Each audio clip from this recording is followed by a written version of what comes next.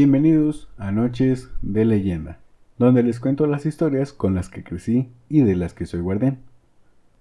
Hay historias de amor que nos asombran desde hace mucho tiempo, ya sea que tuvieron un final feliz o su trama se ve envuelta en la tragedia e incertidumbre. Ejemplos como Romeo y Julieta, Bonnie y Clyde, Barbie y Ken, o simplemente la pareja de la novela en turno que tiene que pasar por un sinfín de sucesos para poder estar juntos, dan fe y legalidad de que hay historias de amor que pueden y deben ser contadas. Empecemos con la leyenda de Nicte Ja.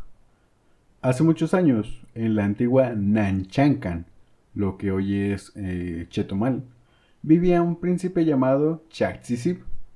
El padre de este príncipe ya había pactado el casamiento de su hijo con una princesa de tierras lejanas.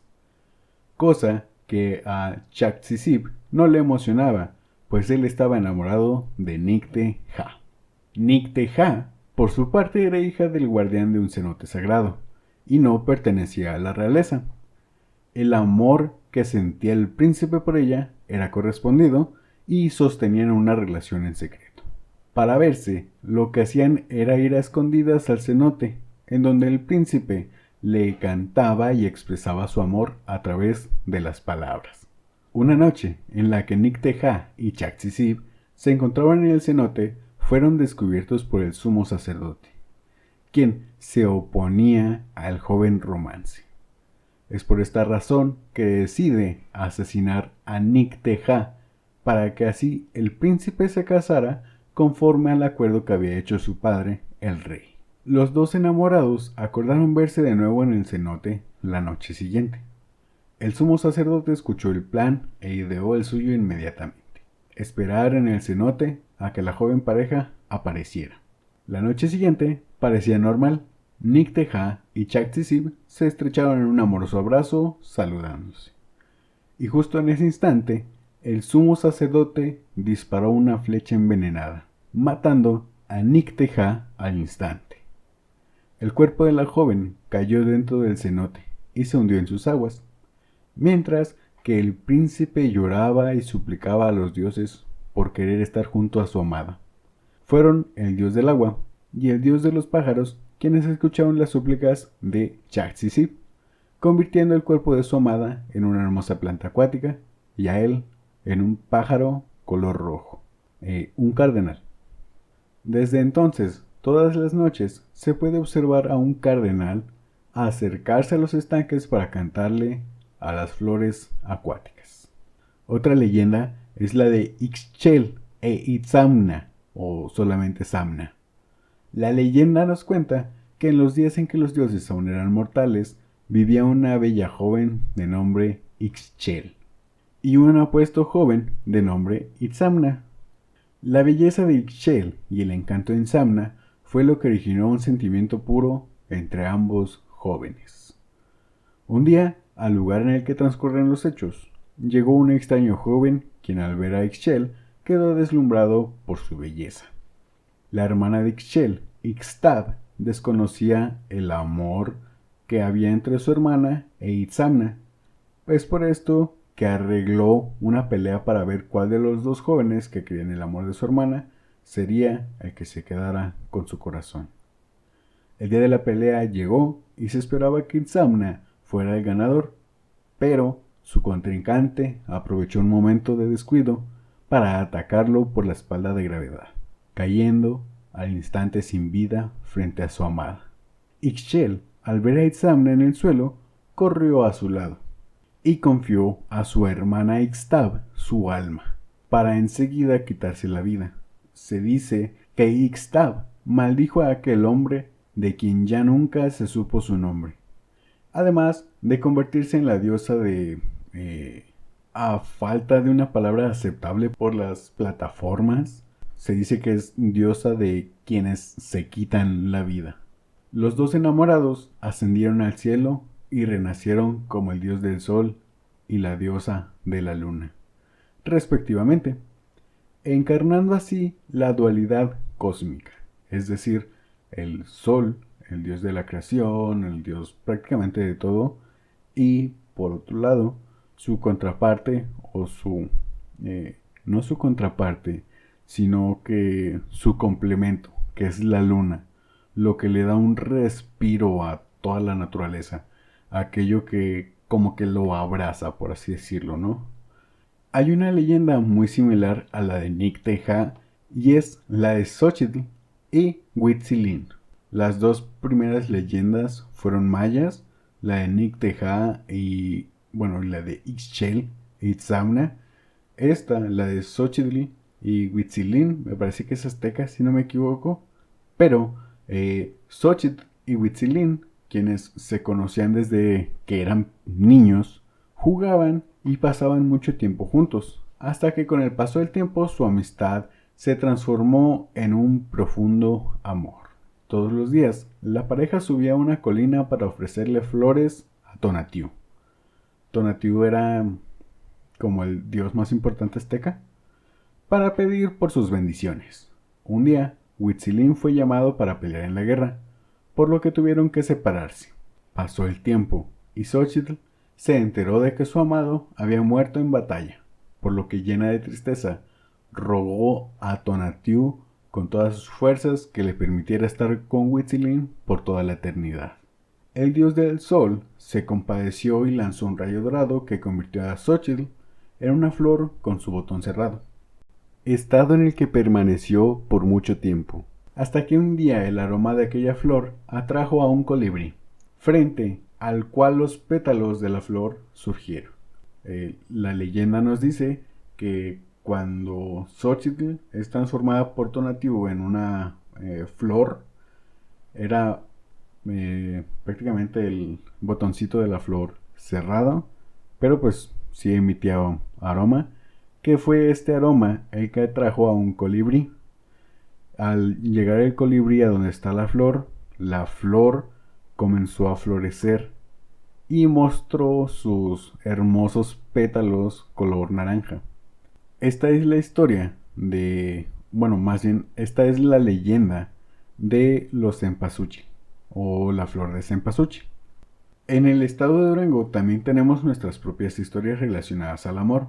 El ejemplo más claro lo tenemos en la historia de Beatriz. Ella era una joven monja que vivía en un convento cerca de la Catedral de Durango durante la Segunda Intervención Francesa. Esto fue más o menos entre los años 1864 a 1869 más o menos. Creo que duró 5 años. Es en esta intervención francesa cuando se da la toma de Durango y la batalla de Mahoma, que fue a las afueras del municipio de Nazas. Pero la historia es acerca de Beatriz. Un día en el que Beatriz se encontraba realizando sus tareas rutinarias junto a las demás habitantes del convento, a las puertas del recinto llegaron algunos soldados franceses heridos pidiendo ayuda.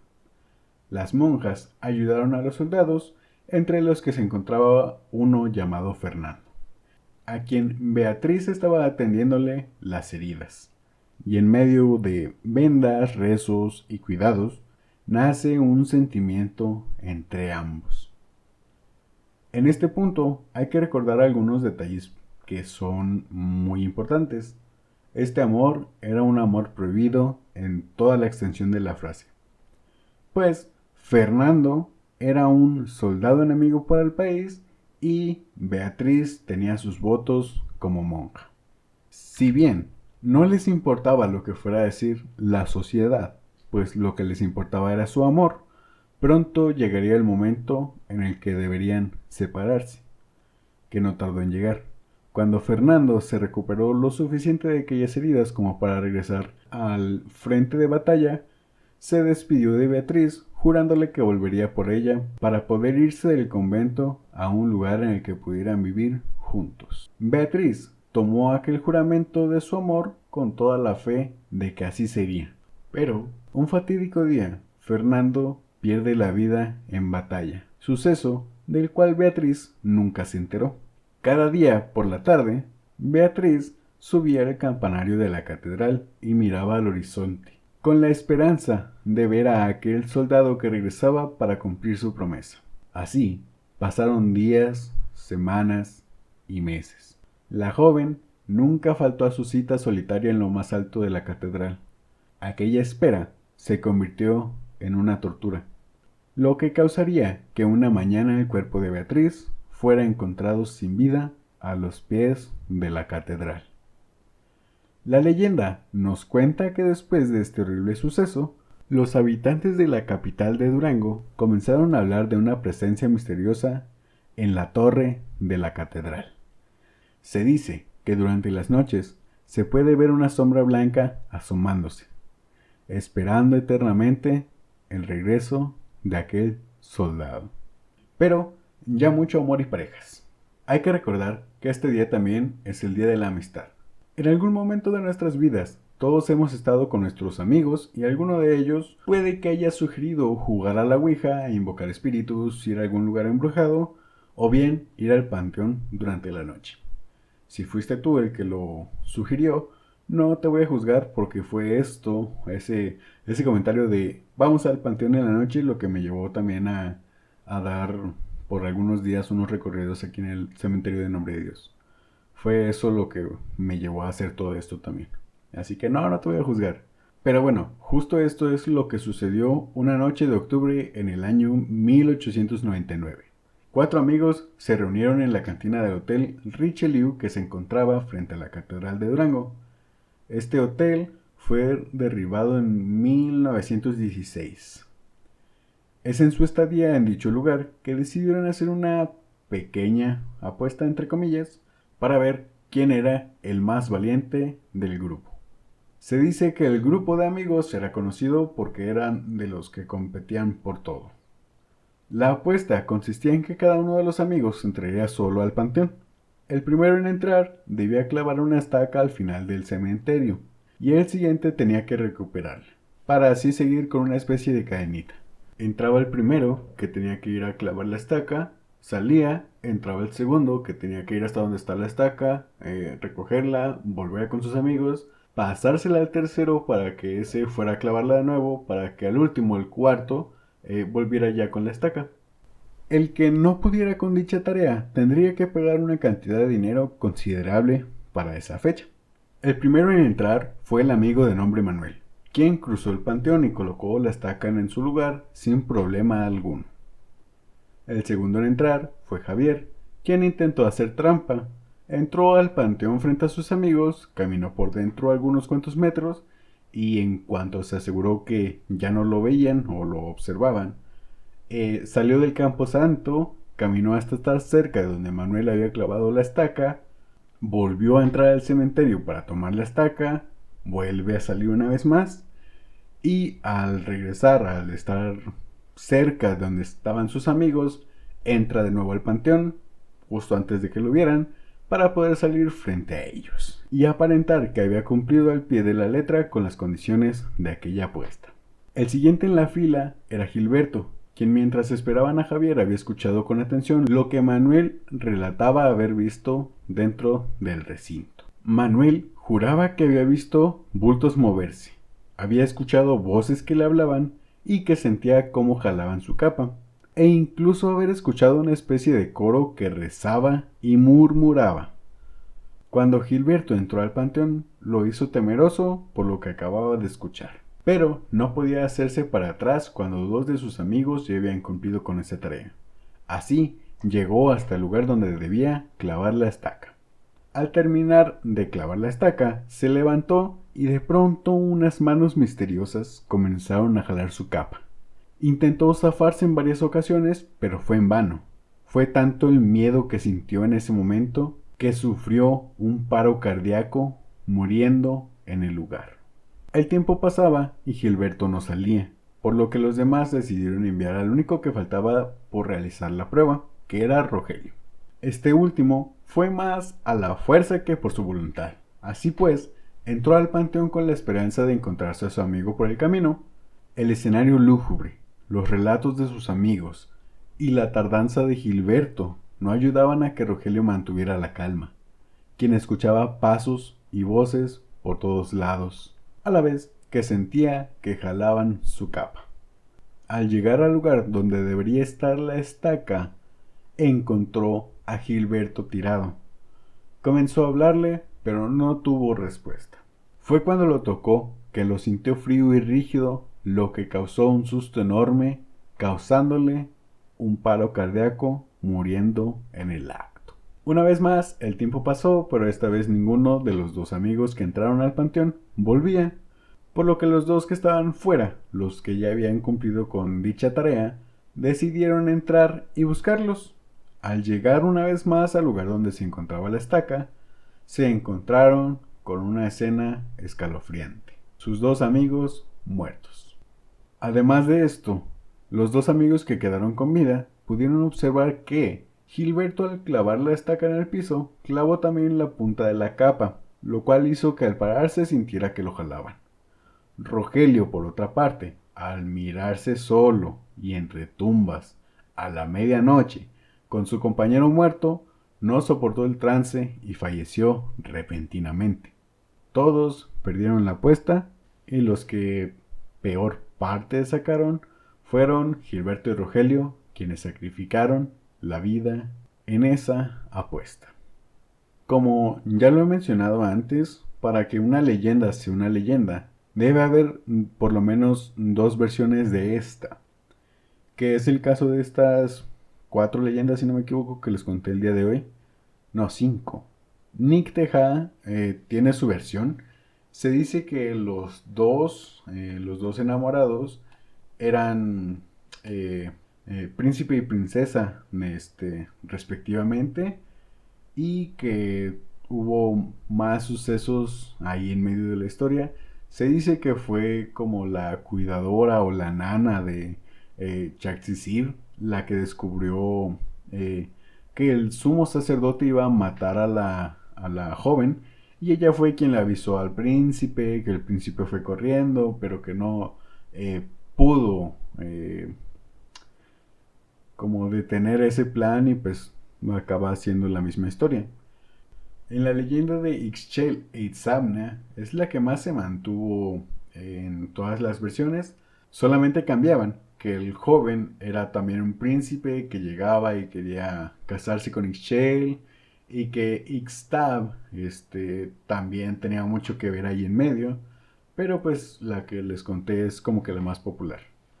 Ambas mayas, una sí es de Chetumal, y me parece que esta última, la de Ixchel e Itzamna, perdón, se me van los nombres, se la peleaban entre Quintana Roo, Yucatán y varios lugares, pero también esta es la más escuchada y la más completa, por así decirlo. Por otro lado, la de Xochitl y Huitzilín, pues como pudimos observar, hay muchas historias que se asemejan. Está la pareja, ambos mueren y terminan convirtiéndose en, una vez más, vemos esa dualidad, ¿no? Algo que se complementa. En este caso, son dos flores y dos pájaros que las visitan. Por su parte, un lirio o nenúfar, no sé si sean los mismos, pero es esta flor rosa acuática que es visitada por un cardenal todas las noches. Y por otro tenemos la flor de cempasúchil, que todos conocemos bueno, todos aquí en México conocemos su peculiar aroma y pues su relación con los colibríes, que es una de las historias más bonitas. Esta la había escuchado desde pequeño y me gustaba mucho. Tenemos la historia de Beatriz. La historia de Beatriz es la de la monja de la catedral. También recuerdo desde pequeño escuchar esta historia. Recuerdo que cuando íbamos a visitar a mis tíos que viven en la capital de Durango, pues usualmente ya en la tarde nos llevaban a mi hermana y a mí a la plaza para poder ver la catedral, y siempre le decíamos a mi mamá de que, oye, ¿en cuál ventana o en cuál arco se supone que se ve la monja? Lo ya mi mamá nos enseñaba. Yo nunca la vi, la verdad, pero ahora que soy más grande, pues entiendo que también a veces es un poquito de ilusión óptica, porque ya la vi más detalladamente y pues es una parte de la cantera que se ve blanca, imitando como si fuera el hábito de la monja, pero pues como duranguense abrazo mucho esta historia y pues soy el más orgulloso cuando sale la catedral o la leyenda de la monja en alguna parte. Ahora en 2023 me parece, 2020, sí, 2023 salió el juego de Call of Duty, el Modern Warfare 2, el como remake. Bueno, fue un videojuego que rehicieron y en el que sale México como uno de sus escenarios jugables. En este sale un pueblo ficticio llamado Las Almas, en el que la iglesia central de ese pueblo es la Catedral de Durango. Para el año 2019, entre 2019 y 2023, que fue cuando se lanzó ese juego, hubo un equipo de extranjeros que vinieron con drones y equipo especializado para hacer un escaneo de la Catedral de Durango, lo que permitió que saliera en el videojuego. Y se ve muy bonito. El escenario en el que sale es de noche, por lo que le pusieron una iluminación cálida. Es similar a la que tiene ahorita, que es la que hace que resalten las torres y se vean muy muy lindas. Pero sí, o sea, les digo, ahorita sé que es una ilusión óptica lo que causa ver a la monja. Pero pues como duranguense, pues abrazo esa y otras más de las leyendas que hay aquí. Y es de las más representativas, así que todas estas historias. En esta historia, que es la de Beatriz, la de la monja de la catedral, también hay varias versiones. En algunas se extiende la historia. Dicen que Beatriz era una niña que queda huérfana, tiene que mudarse a la capital de Durango, donde entra al convento, que se inicia como monja y que luego ya pasan los sucesos que les conté. En otra se dice que Beatriz es hija de una familia muy adinerada, una de las familias más poderosas de Durango, y que es hermosa la joven. Por lo que sus papás, temerosos de qué pueda pasar cuando nuestra hija sea más grande, no se la vayan a robar, no se vaya a casar con cualquier joven, hay que mandarla a un convento. Lo hacen y en su momento fallecen los papás o uno de los papás se enferma y Beatriz, ya siendo una monja, tiene que regresar a su casa para cuidar de uno de sus papás que está moribundo. Y es en este momento, cuando fallece el papá o la mamá, que llega Fernando tratando de esconderse de los de la Armada Mexicana, que en su momento estaba defendiendo el país de los invasores franceses. Es en esta parte en la que también cambian algunas de las versiones. Algunas de las versiones no dicen que Fernando murió por batallas, sino que se fue y ya no volvió, que se volvió a casar, que regresó a Francia y que pues ya no cumplió su promesa. Aquí también se le añade mucho énfasis a la Armada Mexicana, que se dice que lo fusilaron, que primero lo capturaron, lo torturaron, lo fusilaron, o que simplemente murió en batalla, como la versión que les conté. Y por último, la versión de bueno, la leyenda de la apuesta es una que también tiene varias versiones. La más popular es esta, que es una que se cuenta en el Museo de Arte Funerario Benigno Montoya, acerca del Panteón de Oriente, que tiene muchas leyendas el Panteón de Oriente, que tiene mucha historia también gracias a Benigno Montoya, pero es la versión más popular. En las otras se dice que son 5 amigos, que quita un poquito de protagonismo, porque o creo que metieron a ese quinto personaje como muy a fuerza. Porque pues así como está la historia, queda perfecto. Queda uno entra con la estaca, otro la saca, uno entra con la estaca, otro la saca, el otro entra y la va a dejar allá, pues como que desentona un poquito porque ya no va a haber pruebas suficientes de que sí entró y todo esto, ¿no? En otras se le agrega mucho misticismo o mucho terror religioso. Se dice que incluso se encuentran al diablo, que él es el que se lleva las almas y todo esto. Pero pues esta es la más, ¿cómo decirla? Como que la más popular. Y en cuanto a otras historias de amor y amistad, bueno, que en esta ocasión solamente traje una de amistad. Pero era como que quería que ustedes mismos se acordaran de esas historias que sus amigos les han contado o que les han pasado junto con sus amigos. Tengo muy presente la historia que contó Lalo Mata en la ronda de relatos, que es la única que he hecho, pero planeo hacer más, en la que sus amigos y él van al hospital, los asustan y todo esto. Eso me hizo pensar luego en historias que me han contado mis amigos o que he vivido junto con mis amigos, ¿no? De las más presentes que tengo es la que me pasó junto con mi mejor amigo en la hacienda de la historia que conté en la ronda de relatos.